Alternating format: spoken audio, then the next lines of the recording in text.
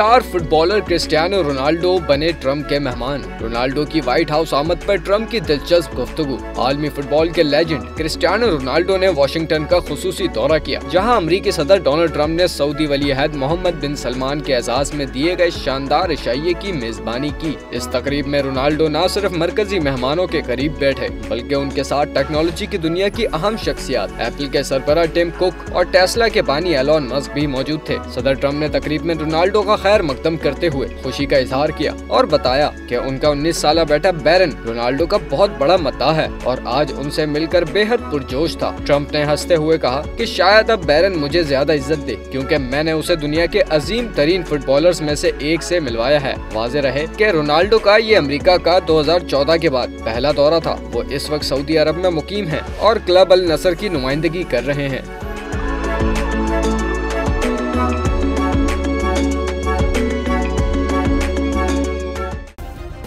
Subscribe करें और bell दबाएं ताकि कोई खबर रह न जाए।